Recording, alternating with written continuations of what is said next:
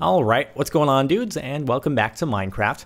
About a year ago, so for those of you who've stuck around for a while, you may recall me taking a look at a mod called Pokémobs. Super cool. Added Pokemon into your Minecraft game, and lots of people seem to like it, considering it is the most viewed thing on my channel that's not a music video. But at the time, the functionality of it was pretty limited. It allowed you to capture the Pokemon, level them up with rare candies, and evolve them, but that was pretty much it at the time. So today we'll be taking a look at a mod called Pixelmon. I think it's by different creators, however, it totally expands upon what you were able to do with the Pokemobs mod. So why don't we jump in? I'm going to be playing on a Hoenn recreation from the Ruby, Sapphire, Emerald generation of Pokemon, just to sort of get in the mood here. So why don't we start off? So as we join into the world, we'll be greeted by a screen that asks us what we want to choose as a starter Pokemon. So already more true to the actual game. So we can choose Bulbasaur, Squirtle, Charmander, or Eevee. So that's a new addition, but because I always played with Charmander in the first generation, I'm going to choose him because he is lovely. So anyway, we can ignore this. It's sort of a Pokemon adventure map, but we'll just be using it for the scenery.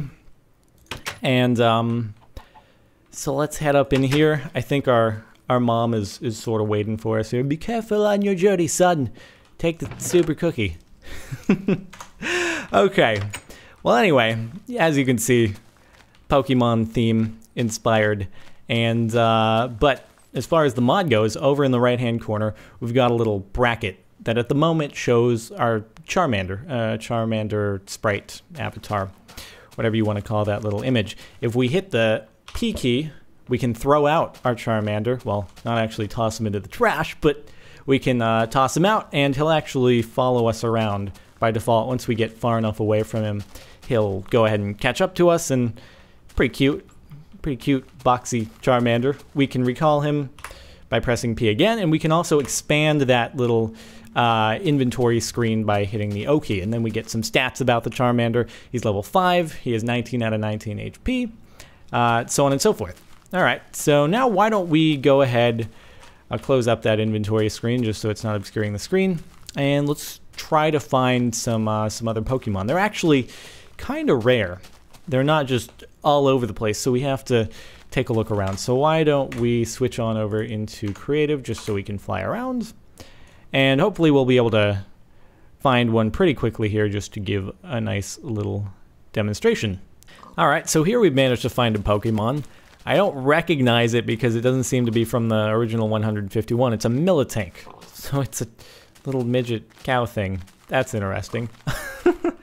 I don't know if I've mentioned before, but I'm really only most familiar with the original 151 and then most of the ones from the Ruby, Sapphire, Emerald versions. Anyway, they're kind of a bit skittish when you walk up to them in the wild, but this guy doesn't appear to be running away too much. So why don't we do battle with him? He's going to absolutely destroy our Charmander, but it's worth taking a look at for the battle GUI screen. So it works via proximity.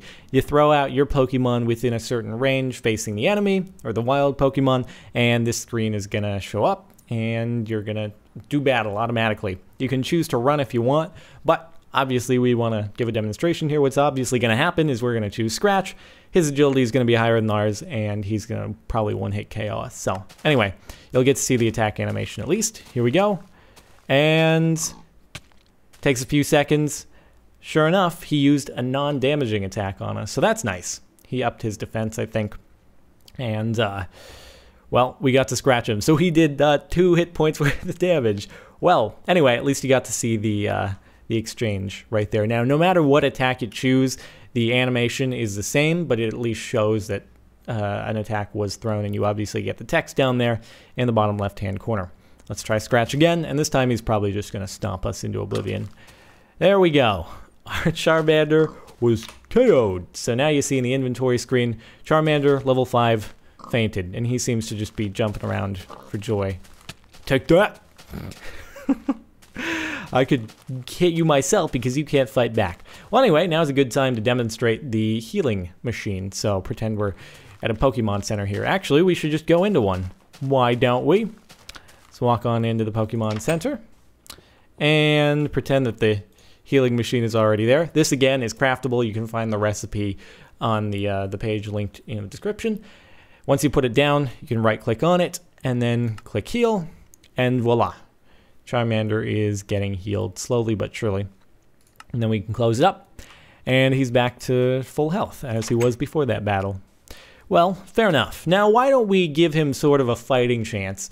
We'll use the rare candies on him, level him up, and then we'll try to find that Militank once more, and see if we can't have a better battle. So, let's go ahead and throw him out. Right-click on him with rare candies, and you'll notice in the bottom left-hand corner, it tells you his level ups, how many EXP he's been gaining, and let's try to level him up to, yeah, so he gets one more ability. So let's see. I don't think we need Smokescreen. And now, voila, we have a Charmeleon. So now it should be a pretty even battle, if I do say so myself. All right, so let's recall him. And now, Mr. Militank, we're gonna have a rematch here, aren't we? If I can catch up to him so he lets me battle him. Here we come on. Oh, now he's scared. Oh, now he's all scared. He knows he doesn't stand a chance. So, there we go. All right, so let's use Ember and see what that does to him. There's the attack animation. Apparently, his agility is still higher than ours, but we were able to do some good damage. Surprisingly, he did more to us. Well, let's try Ember again. He's probably going to attack first, unless he's Defense Curl. Fair enough. And now we hit him one more time. Okay, we'll do one more attack on him. And then we'll actually attempt to catch him. So, I'm not entirely sure if it works identically to Pokemon in that the more you weaken the wild Pokemon, the higher probability you have of catching it, but it would make sense. So, let's go ahead and we'll actually run, but even if we run, the health is still going to stay as it was on the wild Militank. So, as you'll notice, his health is still... Oh, I can't escape. This guy wants to keep us in his clutches. So, actually, this would be a good time to demonstrate the fact that killing an enemy Pokemon is a tad bit bugged. So, let's use Ember. Hopefully, we'll be able to do an attack on him before he kills us. And, there we go. So, now we just killed the Militank, and it shows in the bottom corner that we gained 739 XP. We leveled up to level 17. What does he want to learn? Dragon Rage, which it looks like he already has, so that's interesting. But strangely enough, the dead Militank is still walking around, so a little bit bugged, but anywho, what it allows us to do is go into our inventory here. Again, all the Pokeballs are craftable, but why don't we try using a Great Ball? So we're going to throw a Great Ball at the dead, but the undead Militank. And again, works by proximity. We can get close enough to him. We're going to throw it at him, attempt to catch him. It'll have the rocking animation. And sure enough, even though he's dead, he was able to escape the clutches of the first Great Ball I threw. And the second one. And the third one. Just to speed things up a bit, we'll go and throw out a Master Ball here. And just ensure his capture right quick. There we go. And obviously 100% capture rate. He will be ours. So there we go. We captured Militank.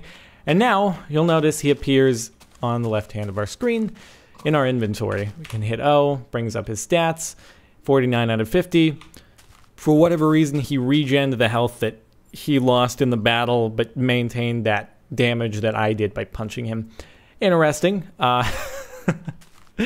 But still, now we have two Pokemon in our inventory that we're able to use. Now, if you notice in the upper left, it's highlighted on the Charmeleon right now, but if we want to switch and throw out the Militank, we can use the bracket keys to switch between our inventory, like so. Now, if we hit P with Militank selected, we'll throw out the Militank, and again, hit P once more in order to recall him. Well, we'll switch back over to our Charmeleon, and we're actually going to change the difficulty because I don't really want to deal with the mob spawners that are here in this Pokemon map.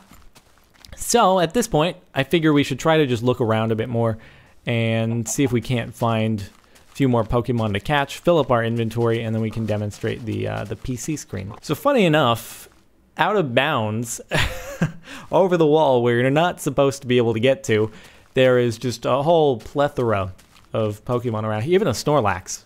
That thing just spawned, so that's cool.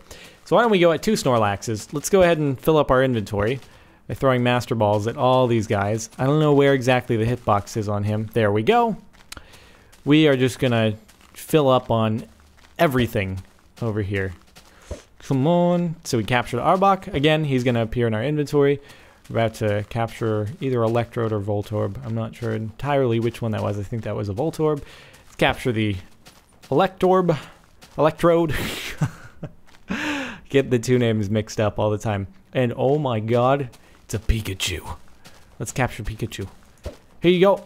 There we go. We got a Pikachu. And now, once we collect 1 more, it should go ahead and overflow on into our PC inventory. So, gonna throw the Master Ball at Mr. Snorlax here. If I can get it within range of him, he obviously has a pretty small hitbox despite being a very large model. Alright, so there we have it. Captured Snorlax, but obviously a party is full, so it's going to be sent to our computer. So why don't we, well, take a look at what the computer is. Computer is very easily crafted. It only requires 1 dirt block to create, but we'll go ahead and fetch it in the creative inventory. You simply put a dirt block in your workbench or your in-head inventory and out pops a computer. So place this thing down, right click on it, and you'll notice the Snorlax is now in our inventory. You got multiple boxes, so you can overflow, capture as many Pokemon as you want. I think at the moment there are 77 that are modeled and in the game. So quite a bit versus what was available back in Pokemobs, which is like 10 or so. So now if we want to rearrange our Pokemon inventory, we can easily do that. If we want to fetch our Snorlax in place of whatever else is in there, we can totally do that as well. And that's basically what you got on the computer screen. Now, another tool is called the Poke Checker. So why don't we throw out the Snorlax? Press P, throw him on out. And again, I didn't mention before, but you notice in parentheses there's wild and parentheses CaptainSparklez, meaning Pokemon belongs to me, or it's tamed to me. So now if we choose the item that's first in our inventory that looks like a bag of candy of sorts and right click our Snorlax, it shows us all his stats, it shows us the moves he has, and we can change his nickname as well if we want.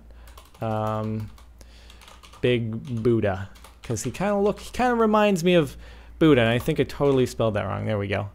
So now back in the game, and instead of being called Snorlax, he's called Big Buddha. Doesn't he totally look like a Buddha? Happy, tubby, totally, man. Alright, well, now we can recall him. So I figure before we head out, we can do one last battle of a level 50 Snorlax versus a Drowsy. That's a fantastic model, I might add, by the way. So let's throw him out. And Big Buddha. Apparently that was not within the correct proximity, or maybe Drowsy was simply looking away. Do battle! So Big Buddha has 183 hit points, and Drowsy, poor guy, has 44. Oh, it's not going to go well for him. Terribly sorry, man. Let's use Tackle. And probably 1-hit KO. Yeah? Yeah? Oh, 1-hit KO. 1-hit KO. 1-hit KO. But sure enough, he's still running around. May as well try the Great Ball on him. Just for kicks, we can recall our Snorlax. And still didn't catch him.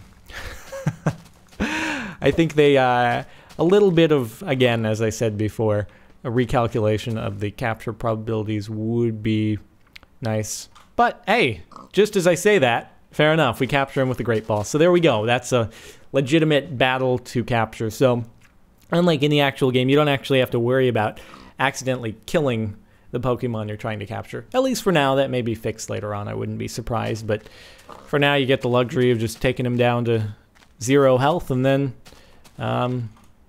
capturing him. So anyway, that's about it for this mod for now. Hope you've enjoyed watching, and I I guess I'll look forward to the future updates. Again, if you want to see more about the mod, you can follow the link in the description to the mod page. Other than that, if you've enjoyed, ratings would be much appreciated, and I'll see you next time.